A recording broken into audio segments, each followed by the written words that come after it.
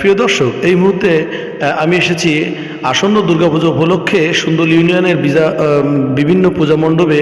আমি আপনাদেরকে তাদের চিত্র দেখানোর চেষ্টা করছি এবং এই মুহূর্তে আমি পৌঁছে গেছি অভয়নগর উপজেলার সুন্দর ইউনিয়নের সার্বজনীন পূজা মন্দিরে। আমি পূজা মণ্ডপের চিত্র আপনাদেরকে দেখাবো এবং পূজা মণ্ডপে যারা দায়িত্বে আছে তাদের বিভিন্ন মতামত আপনাদেরকে জানানোর চেষ্টা করছি। দাদা, আপনি তো এই মন্দিরের সভাপতির দায়িত্বে আছেন, তাই না? আচ্ছা, বলেন বর্তমান পরিস্থিতি কি? বর্তমান তো পরিস্থিতি মোটেই ভালো না। আমরা দীর্ঘদিন ধরে এই জলে বন্দি থাকি।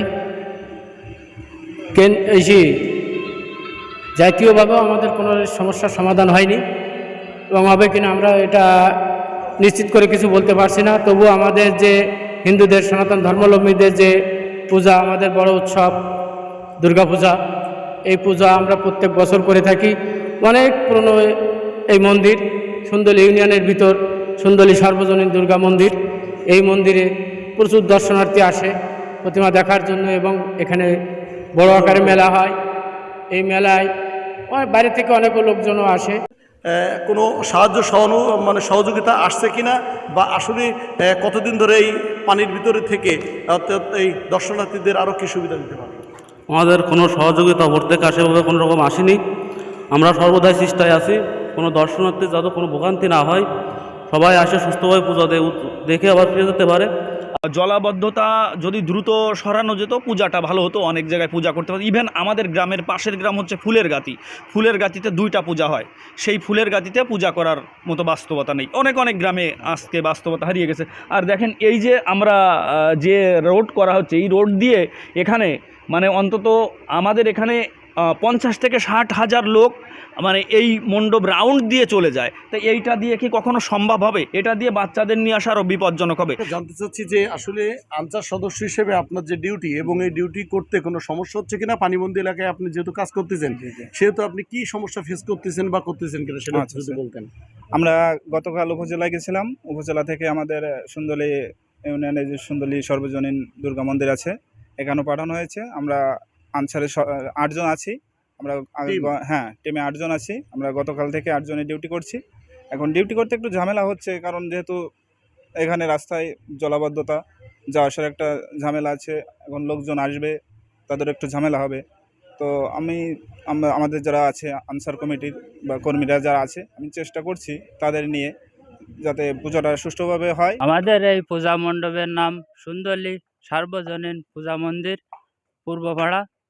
আমরা এই প্রথম বছর বাৎসরিক পূজা হচ্ছে আমাদের গ্রামে। আমরা খুবই আনন্দের সহিত করতে চেয়েছিলাম, কিন্তু প্রাকৃতিক দুর্যোগের কারণে আমরা আজ খুবই দুর্যোগের মোকাবেলা করছি। আমাদের এই পূজা এক প্রকার ব্যাহত হয়ে গেছিল। এখন আমরা গ্রামবাসী সকলে মিলে সার্বিক সহযোগিতা করে পূজা মণ্ডপ পর্যন্ত বাঁশের সাঁকো দিয়ে আমাদের গ্রামের সকল মহিলা বা পুরুষ যারা আছে তারা পূজা মণ্ডপে যাতে ভালোভাবে যেতে পারে। যে আসলে এই যে গোবিন্দপুর সার্বজনীন পূজা মন্দিরের যে সাইডে যে পানি, বর্তমান যে পানিবন্দী এলাকায় দুর্গাপূজা উৎসব হচ্ছে, আসলে আপনাদের এখানে যে মন্দিরটা আছে সেই মন্দিরের পূজা উদযাপন উপলক্ষে আসলে কোন ব্যবস্থা নেওয়া হয়েছে এবং পরিস্থিতিটা কি যদি একটু বলতেন। পরিস্থিতি তো আমরা খুব কষ্টকর জীবনযাপন করতেছি, রাস্তার উপরে আছি। প্রায় শতকরা 90 জনের বাড়ি মানে পুরো 100 জনের বাড়িতে জল উঠে গেছে, কিন্তু কম বেশি করে। আর প্রিয় দর্শক, আমি এখন আসছি হচ্ছে অভয়নগর উপজেলা সুন্দরী ইউনিয়নের আড়পাড়া রামসর যে হরিশপুর, সেই একেবারে 3 রাস্তার মাথায়। এখানে কিন্তু যেনারা আছেন আমি তাদেরকে জানতে চাচ্ছি আসলে আপনাদের যে এখানে পূজা মন্দিরটা আছে সেখানে এবার পূজা হচ্ছে কি হচ্ছে না সেটা যদি জানা যায়। এখানে পূজা হচ্ছে না, জলের কারণেই সমস্যা। জল কি এই যে যেমন দেখা যাচ্ছে সব জায়গায় কি এরকমই? হ্যাঁ, এই বাড়ি বউরোর জল, বাড়ি উড়োর জল এই দেখা যাচ্ছে।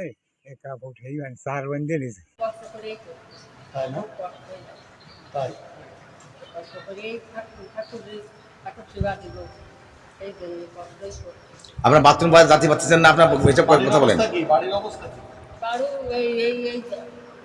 আর আমাদের বাঁচার মতন নেই, আমরা কি পারি বাঁচবো? ঘরে জল, উঠুও নেই, এই উড়োর জল।